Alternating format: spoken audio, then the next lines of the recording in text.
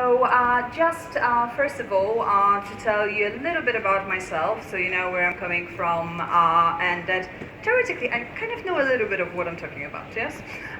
So basically, I'm a consumer and fashion psychologist. I've been doing it for about 10 years or so, and for about last 7 years, I had my own consultancy, Style Psychology, where we basically advise various retail and hospitality brands on their human experience, as I like to call it. So a much bigger version than a customer experience.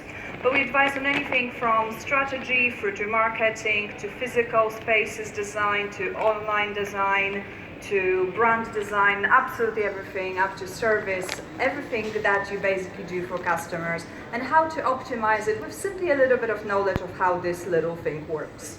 Yeah, so that's kind of what we do. Work across brands and various agencies, depending on who needs that kind of expertise, both also startup level as well as big global companies. It doesn't really matter, what's the size. The setup of my business is good enough that I'm simply not having drastic amounts of money that I have to charge the clients, so it's affordable to almost everyone, which is great. Lots of different types of brands, as you can see, we've worked with, and more. Some of them I can't yet name. As you can see, like Snack Shack, it's a nice startup business, whereas here you got big companies as well.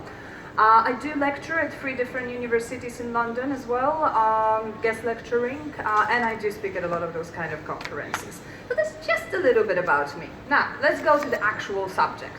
So let's start with relationships and how you can really start creating them better with your customers in a slightly more strategic manner. Now, there's a lot of scientific work around consumer brand relationships and what are really sort of the key ingredients, the key pillars that need to be tackled for those relationships to be strong and long-term and really kind of go into building strong loyalty. So some of those key ingredients, that these are not all of them, but some of them we will discuss. So you've got intimacy, reciprocity, commitment, self-connection, and meaning and symbolism. And those are really sort of key, but also, as you can see, quite broad subjects. But let's kind of go into the tiny little things that you can possibly do to make them happen. So, intimacy. Now, you're constantly asking your customers, we are constantly also being asked as customers for a lot of our intimate details, right? All the time. You basically end up on someone's web page, and within a fraction of a second, before you were able to find out anything about them and decide whether you like them or not, they're asking you for email address. I'm like, excuse me, if someone approached you in a bar like that and asked you to marry them straight away, would you? Not really, it doesn't work like that. The same thing kind of works for brands. We do actually view brands as human beings. That's how our brain registers brands. And therefore we do build human-like relationships with brands. So we kind of need to, take a little bit of, lessons from a human-to-human relationships that we're building. So in that terms, tell me a little bit something about you. Tell it in an authentic way. Tell me a little bit about your people. What are they about? Why are they passionate about what you're doing? What inspires you, to buy certain products or to design certain products? How do you run business and why do you run that business? I want to know. And of course, you found out on a lot of different presentations and lots of different insights that the younger the customers go, the more of those questions they're going to ask you, right? So it's really important to show us that. Now, the ways we can do it, yes, obviously you can put out a press release, but let's face it, that's not an authentic way of communicating, right? So, give me people. This is an article I wrote in KLM on one of their airplanes. And this is one of their directors just simply sharing the passion that she has for her work and how that passion translates into what she's doing and what solutions she's coming up with for customers. I'm straight away going to like them a little bit more, when I'm seeing that. Now, another example of that is Nordstrom Local. And that is great and beautiful example of brands showing some level of empathy towards their customers. And empathy is one of those really huge words at the moment in brand strategy, coming up over and over again. And And brands that are not going to be empathetic within the next few years are generally going to start struggling. So Nordstrom Local, what they did, for those of you who don't know what Nordstrom is, it's a huge department store in US. And usually the customers need to pop in their car and drive for about 45 minutes to an hour and a half to any of their stores. Unless they sort of, in the central, let's say New York location. But usually they're a little bit outside. So what they've done is they wanted their customers to be able to walk 2 blocks to pop to one of their stores. And this is what they've opened. But those stores are tiny. They don't stock any product. It's just a place where you can hang out, go and check some stuff online, pick up your order, or drive up in your car, sit on the curb in front of the store, and someone pops out with your order. I'm like, those are just things that they listen to their customers. It's not really rocket science. It's simple, right? But it works. And that just shows a little bit more intimacy. It's about really that exchange of things that, that are important to us. Yes, that's how we build intimacy in relationships. Now, another element is reciprocity. Now, reciprocity generally in any kind of relationship is about value exchange, right? If you are not getting something from a relationship anymore, something that you value, you're generally going to leave that relationship, regardless of whether it's a human-to-human relationship or a human-to-brand. You're just going to leave it. Because what's the point of you investing your time, effort, money, or anything else, or your social currency over social media and your friends and family, to put into a brand that doesn't give you anything that you really value? So it is really about that value exchange.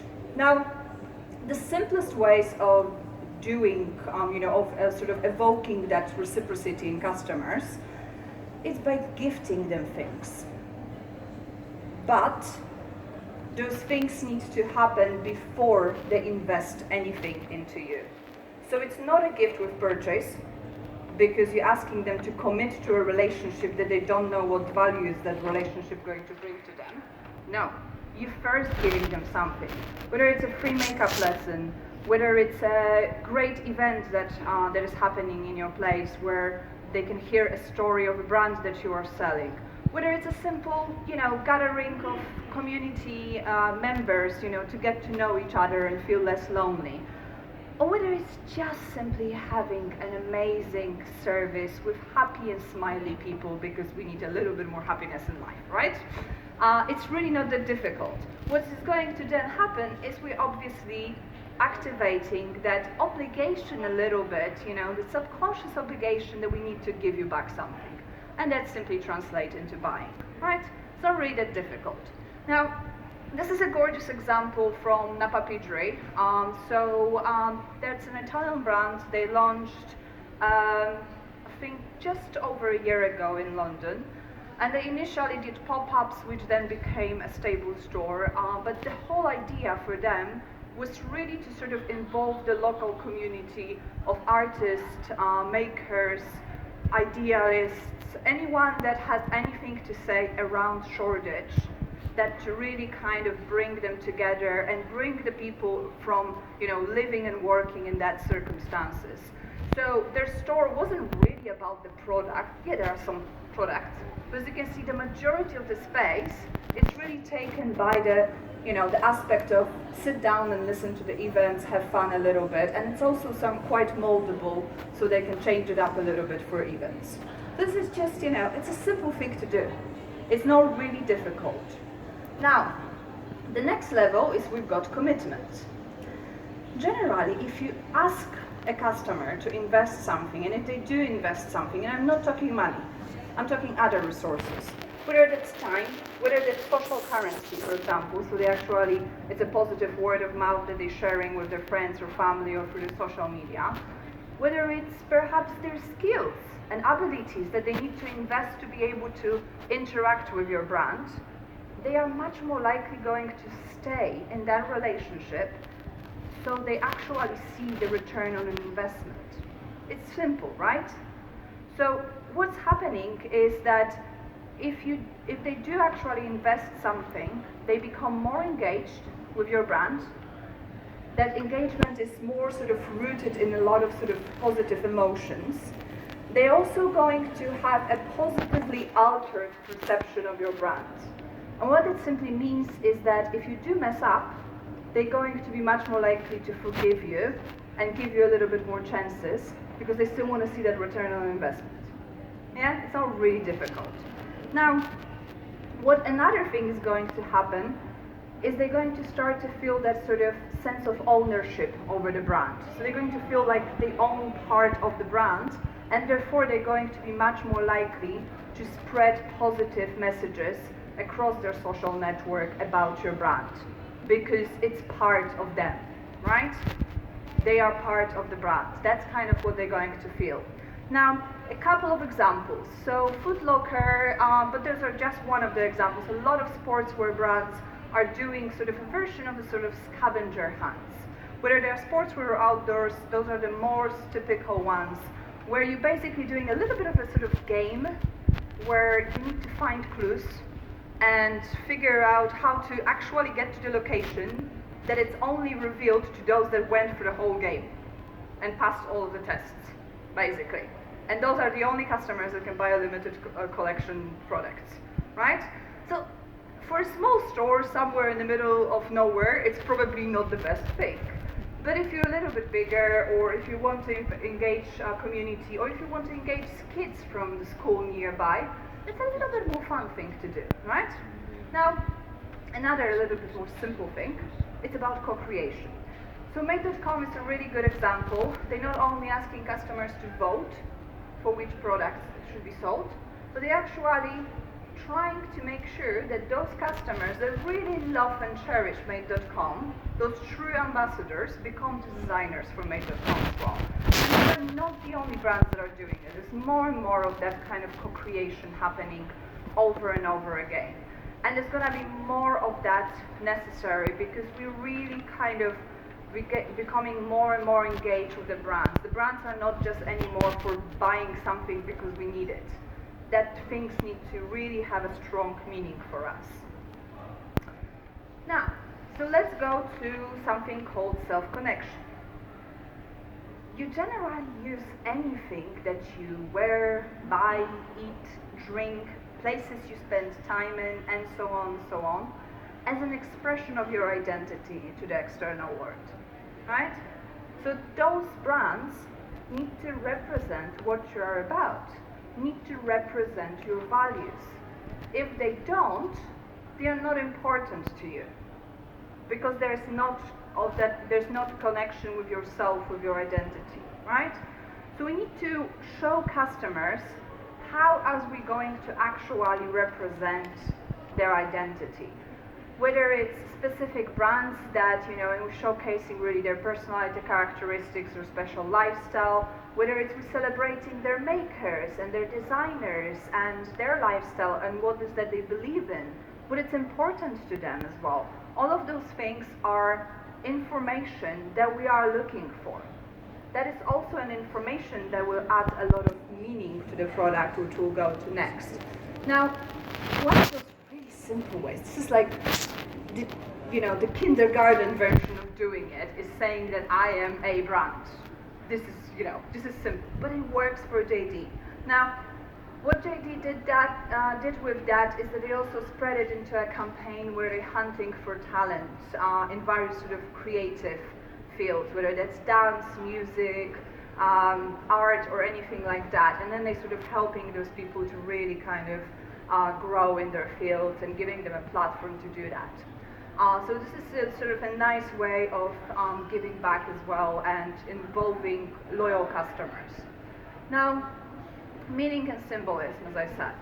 It is very strongly related to the fact that we need to have a very sort of strong meaning of products and brands that we're buying, partly because they're related to our identity, but partly because we actually want to stand for something, because we want to feel that maybe a little bit less guilty that I bought another pair of shoes, yes?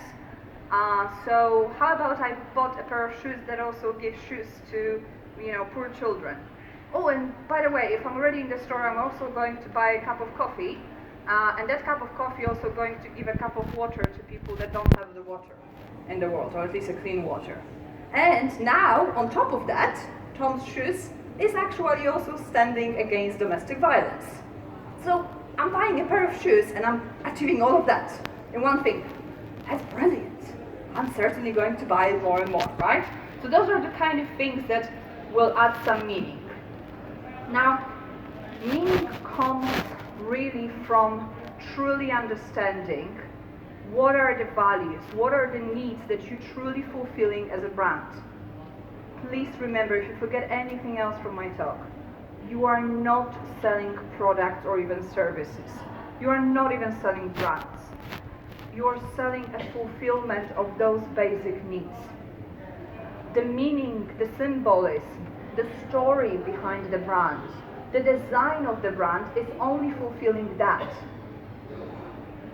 Why do you think there are some brands that sell shoes that actually sell more of them than the other ones? Because they're all enveloped with all of those other symbolic elements that fulfill that. So this is hierarchy of basic needs created by Abraham Maslow, he's a psychologist, and this basically applies to anyone and everyone. Doesn't matter whether it was 300 years ago that they lived or whether they will live in 500 years from now. Doesn't matter whether it's an individual, a tribe, a society, a culture, a country. We all grow naturally on that pyramid. Yeah? So we all want to fulfill some of those needs. Now, it is not about what a specific product fulfills. It is about how you envelop it with marketing and communication and packaging and everything else. So you might be selling a water, but you are not selling a physiological need. You might be selling self-actualization, right? So reaching my fullest potential, as Evian does, right? They're not selling water. They're selling being the best version of yourself and winning in whatever else you want to win, yeah? And also being happy and joyful and fun and whatever else, right? That's what they're selling. So Nike is selling belongingness, ego, and self-actualization. Yeah? It's not difficult. Just kind of think, what is that you are actually selling as a brand? Yeah? Are you helping people feel like they belong somewhere and they may be less lonely? Are you selling purely status, or maybe helping them to achieve something? Are you helping them to realize their dreams? Or perhaps you're selling sustainability and social enterprise and giving back. Yeah? So those are some things that will help you to create that meaning around the business. Now, so let's move to brand loyalty. So, a lot of the times in retail, loyalty is synonymous purely with part of the loyalty, which is behavioral loyalty. Now, we are not going to move our backsides and go and buy something and return to that store unless we feel amazing about that place, unless we are committed to that place, unless we're in love with that place. I'm not going to do any of that, because why would I put any effort into something that's not important to me, right? So that element of coming back to you and buying is purely driven by that, right? So the attitudinal loyalty can be increased by all of the things that I just told you about relationships and more, yeah? Whereas behavioral loyalty is simple. Those are all the things that you're already doing. Discounts, gifts with purchase, yeah? Any kind of points, special other, stuff, threshold gifts or, discounts, loyalty cards or whatever else, right? Those are all the things you're doing. But let's face it, we are all disillusioned by it already. We still like the discount, don't get me wrong. But I would love a discount and give back to a community, for example. Because that makes me feel a little bit less guilty as well, yeah? Because let's face it, we don't want to buy anymore, right? Or we're being told by the society we're not supposed to buy anymore. So we just need to make our customers feel a little bit more comfortable with buying more, basically. Now, that leads me nicely to community. A lot of the times when I'm hearing about community at the moment in any kind of talks in retail, and when I even interviewed some people from various retailers at conferences about community, every single time, the only thing that they understand as a community is about a company reaching out to a local community. And that's not enough. There are actual brand communities. There are customers that love you and will always want to be with you. They will always want to be part of you. They will want to have an impact on your business. But because a lot of you are also multiple branch retailers, you also have a community of brands that you are selling, right? So you have the hardest job comparing to, let's say, a single brand company, which only will need to reach out to local communities and to their customers. Now, but let's kind of divide it. So the customer section, which is the most important part, is really about you as a brand being a facilitator of relationships between a customer and another customer, right? And by which they also become a little bit more attached to you, a little having a better relationship with you, right? So Rafa is a great example of that. They are probably one of the best brands in terms of really creating amazing communities. There is lots of kind of rides that people can take. So for those of you who don't know Rafa sells cycling stuff, cycling gear, outfits, anything else, the actual bikes. Yeah, it's not the ones necessarily that people take around the town. It's also the ones that they take around the mountains or or the race with or whatever else. They love cycling.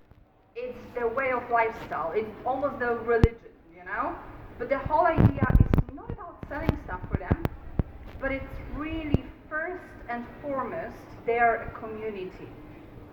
And then, oh, by the way, we also sell stuff because people love us so much, so they're gonna buy from us.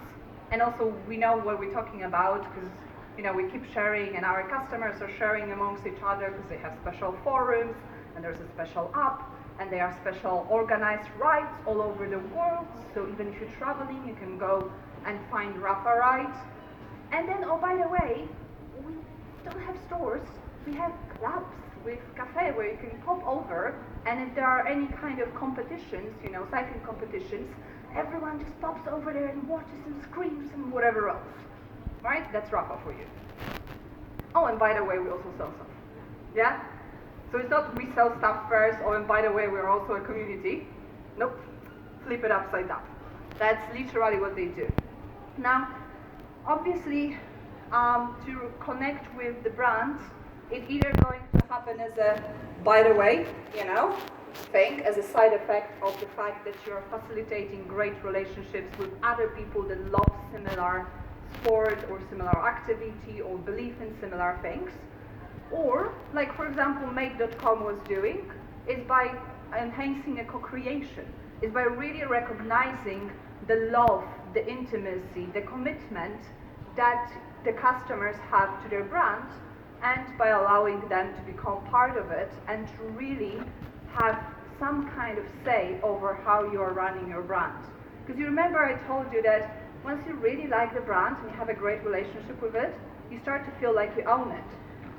How many times have you been absolutely annoyed when your favorite brand did something wrong and you really wanted to tell their managers to fix it?